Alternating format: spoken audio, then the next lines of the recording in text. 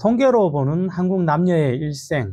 지난 시간에는 우리들의 자녀들이 겪는 직업시장에 대해서 좀 살펴봤는데요. 이번에는 우리 중장년들이 알아야 할 직업과 인생의 통계들에 대해서 좀 살펴보도록 하겠습니다.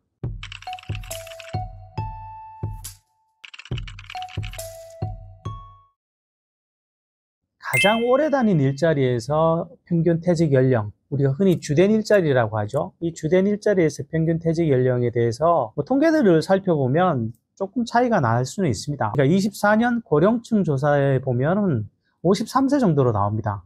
그에 비해서 미래에셋 조사에서는 49.3세 정도로 나오는데, 기본적으로 50 전후에는 가장 많은 분들이 주된 일자리에서 이탈을 한다라고 봐야 되는 거겠죠. 그리고 2024년 고령층 조사에 따르면 2005년에서 2022년 사이 그 기간 동안 주된 일자리에서 일자리를 유지했던 중장년층은 35.6%라고 합니다. 그 얘기는 한 직장을 예를 들면 17년이죠. 이 17년의 기간 동안 꾸준히 주된 직장에서 다니신 분들의 비율이 생각만큼 높지 않다라는 겁니다. 결국 그 얘기는 다른 말로 하면 64.4%는 그 기간 내내 계속 이직과 전직을 반복했다라는 것이거든요. 그래서 주된 일자리 평균 근속 기간은 14.3년 정도가 나옵니다. 그런데 이렇게 주된 일자리에 이탈했을 때 보통 급여가 떨어지는 것은 당연히 흔하게 나타나는 현상인데요. 그 퍼센티지가 되게 좀 차이가 좀 심합니다.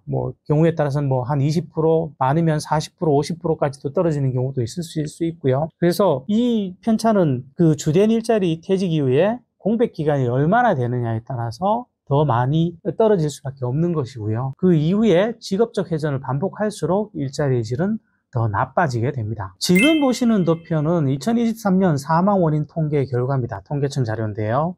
40세에서 60세 사이에 사망 원인들이 나오죠. 40세에서 69세까지 사망 원인 1위는 역시나 잘 알려져 있듯이 여기는 지금 악성 신생물로 나오는데 사실 이게 암입니다.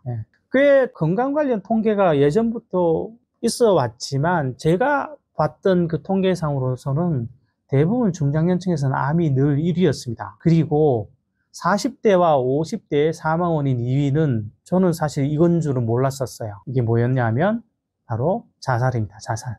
생각보다 자살이 많이 올라와 있어요. 그리고 60세 이상에서 이 두 번째 원인은 심장질환입니다. 자살이 많아졌다는 것은 그만큼 삶의 질이 되게 힘들어졌고 개인들이 겪는 어려움이 많아졌다는 것의 반영일 수도 있죠. 아시다시피 우리나라의 자살률은 대단히 전 세계적으로도 유명합니다. 그런데 이 자살의 원인을 조금 살펴볼 필요는 있을 것 같아요. 이때 30대 미만에서 자살 원인은 정신적인 원인이 가장 큽니다. 정신적 혹은 심리적 원인이 가장 크고요. 30세에서 60세 미만까지는 보통 경제적 원인이 가장 큽니다. 그리고 마지막으로 60대 이상에서는 육체적 같은 것들이 가장 큰 원인이라고 알려져 있으니까요. 그런 부분들을 좀 감안하셔서 이제 단순히 육신의 건강뿐만 아니라 정신의 건강에도 확실히 신경을 써야 되는 시대가 됐다라는 것을 보여주는 것이죠. 일단 그 기대 수명을 보면 남성의 경우는 80.6세 그리고 여성의 경우는 86.4세, 그러니까 약 6년 가까이 5년에서 6년 정도 차이가 나는 것으로 알려져 있는데요. 그런데 2024년 최신 보험 관련 기관에서의 통계에 따르면 남성이 드디어 86.7세 그리고 여성이 90.7세로 증가했다라는 통계 자료도 나온 적이 있습니다. 드디어 여성이 90세를 평균 기대 수명이 90세를 넘어섰다라는 거죠. 물론 이제 조사 대상에 따라서 차이는 날 수 있습니다만은 이게 그렇게 이제 낯설게 확실히 들리지는 않는 시대인 것 같아요. 근데 이 수명과 관련된 것 중에서는 또 하나 신경 써야 될 게 하나 있죠. 그게 바로 건강수명입니다. 건강수명은 이게 5년마다 한 번씩 발표되는 것으로 제가 알고 있는데요. 2021년 자료가 마지막 자료인 것 같아요. 확인해 보니까 남성은 70.7세, 여성은 74.1세입니다. 쉽게 말해서 건강 수명과 기대 수명 사이에서는 남성의 경우는 10년의 차이, 그리고 여성의 경우는 약 12년 정도가 차이가 납니다. 우리는 그냥 갑자기 아파서 죽는 게 아니라는 거죠. 꽤 많은 시간을 앓다가 그 소위 유병기간이라는 걸 끌어안고 살다가 죽게 되는 겁니다. 60세 지금 시즌에서 보면 남은 기대할 수 있는 여명은 얼마냐라고 보면 남성의 경우는 23.4년, 여성의 경우는 28.2년입니다. 이게 현재 시점에서도 결국 정년 후 20, 30년에서에게는 필수적이라는 것이죠. 여기에 수명 연장의 기술이 좀 더 발달을 한다면 아시다시피 최근의 기술 발달은 이렇게 산술적으로 올라가지 않는 것 같습니다. 어느 순간 그 특이점 같은 걸 만나면 확 이렇게 올라가게 되는데, 그랬을 때 우리의 수명이 언제까지 이어질지에 대해서는 사실 감을 잡기가 쉽지 않은 상황인 거죠. 그야말로 장수가 확실히 리스크로 들어가는 시대인 것 같습니다. 다음은 60대 고용률을 좀 살펴볼 건데요. 남성의 60대 고용률은 68.8% 정도가 됩니다. 예, 생각보다 꽤 많은 분들이 일을 하고 계시죠. 근데 이 고용률은 아마 점점 더 올라가게 될 겁니다. 그리고 여성의 고용률은 60대 고용률은 48.3%입니다. 남성보다 20% 정도가 낮죠. 그리고 남녀 구분이 나오진 않았지만 70세에서 74세 고용률, 그러니까 우리로 생각해 보면 확실히 좀 연령이 있으신 분들이신데 이런 분들의 고용률은 얼마나 될까요? 네, 거의 32%에 육박하는 것으로 알려져 있습니다. 3명 중에 1명쯤은 일을 한다라고 무조건 볼 수 있는 것이죠. 이렇게 계속 일을 하시다가 일에서 완전히 손 떼는 연령, 이른바 완전 은퇴 시점이 다가오게 됩니다. 완전 은퇴 시점은 현재 알려진 바로는 만 73세 정도입니다.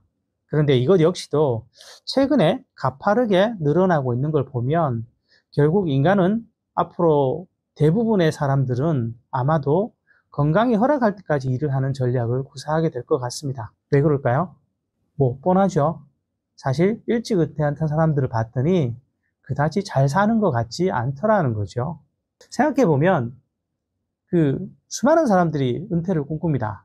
근데 막상 은퇴하고 1년 정도만 지나도 은퇴가 너무너무 신나요 하시는 분들을 뵙는 것은 생각보다 쉽지는 않은 것 같아요.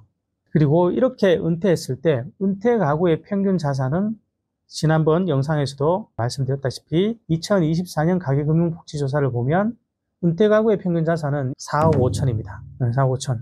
맞나요? 누군가는 그게 무슨 돈이냐고 얘기를 하시는 분도 계실 텐데 이런 부분에 대한 고민이 있으시면 제가 앞에 영상 올린 거 이거 좀 한번 참고해 보시고요.